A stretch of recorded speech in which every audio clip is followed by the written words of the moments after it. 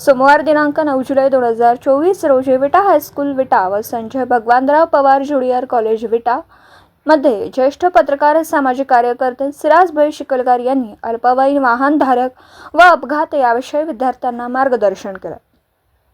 वाहतुकीचे नियम सर्वांनी पाळल्यास कोणत्याही प्रकारचे अपघात होणार नाहीत। तसेच अल्पवयीन विद्यार्थ्यांना मुलांना पालकांनी वाहन चालवायला देऊ नये। अपघातानंतर होणाऱ्या परिणामाविषयी तसेच ग्रामीण भागातील मुलींची सुरक्षा, एसटी बसमध्ये चढताना उतरताना घ्यायची काळजी याविषयी सखोल मार्गदर्शन केले। या प्रसंगी विद्यालयाचे प्राचार्य श्री जाधव एच.एस. यांनी श्री सिराजभाई सिकंदर यांची विटा शहर पोलीस मित्र अध्यक्ष स्थानी निवड झाल्याबद्दल तसेच चल हल्ला बोल या चित्रपटात उत्कृष्ट पत्रकाराची भूमिका केल्याबद्दल सत्कार करण्यात आला। पण आमची घेत असताना विद्यार्थ्यांची आणि समाजाची सुद्धा घ्यावी लागते। चांगलं काम केल्यानंतर यश मिळतं हे मला आता या माझ्या कार्यातून सर मला कळलं। एक सामान्य कुटुंबातला कार्यकर्ता म्हणून काम करत असताना रस्त्यावरती समाजाची जास्त मला आवड आहे आणि समाजाची आवड असताना काहीतरी करावं, समाजासाठी आपण देणं आहे। या महाराष्ट्रामध्ये आपला जन्म झाला आहे आणि ही महाराष्ट्रभूमी आपली आहे। या दृष्टिकोनातून मी आज विटा शहरामध्ये वाहतूकबाबत बसस्थानक परिसरामध्ये असेल, आठवडा बाजार असेल, या ठिकाणी एखाद्या सामान्य माणसाची आठवडा बाजारामध्ये चोरी होऊ नये, एखाद्या माऊलीची वस्तू जाऊ नये यासाठी सतत जनजागृती करतो।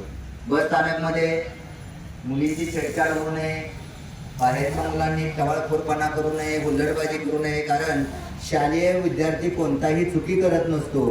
पण त्या विद्यार्थ्यामध्ये जर बाहेरचा एखादा टपोरी बसला तर मात्र नक्कीच त्यांच्यामुळं आपण बी शिकायचं नाही, ते शिकायचं नाही आणि त्याला बी शिकून द्यायचं नाही।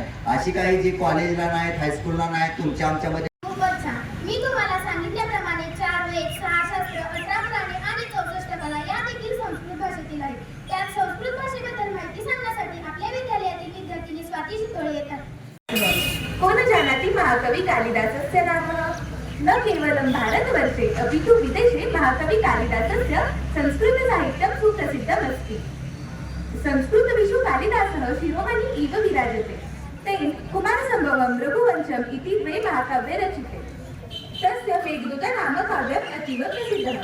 भोजराजेन सह तस्य नैका कथाः प्रसिद्धाः। संस्कृत साहित्ये सर्वेषु कवीषु रसिकप्रिय कवि महाकवी कालिदासः अस्ति। सः उपमा अलङ्काररचने निपुणः आसीत्, अतः उपमा कालिदासस्य इति उक्तिः प्रचलिता। धन्यवाद। आपल्याला कार्यक्रम घेता आला नाही, तो कार्यक्रम आज या ठिकाणी आपण घेतलेला आहे। या कार्यक्रमाचं उत्कृष्ट संयोजन सुतार मॅडम शिंदे सर यांनी केलेलं आहे। विद्यार्थी मित्रांनो, आपल्या विद्यालयामध्ये संस्कृत भाषा शिकवली जाते। त्याचा 8वी ते 10वी गुरुकुलच्या वर्गांना 3 तुकड्यांना संस्कृत ही भाषा आहे आणि संस्कृत भाषा ही देव भाषा मानली जाते, प्राचीन भाषा मानली जाते आणि या भाषेपासूनच सर्व भाषांचा विकास, भारतीय भाषांचा विकास झाले। संस्कृत पासून प्राकृत, मागधी, अर्धमागधी आणि देवनागरी भाषा निर्माण झाली। त्याचबरोबर इतर भाषांचाही विकास। दिवसभरातील घडामोडींचा आढावा घेण्यासाठी पाहत रहा N24 मराठी न्यूज चॅनल।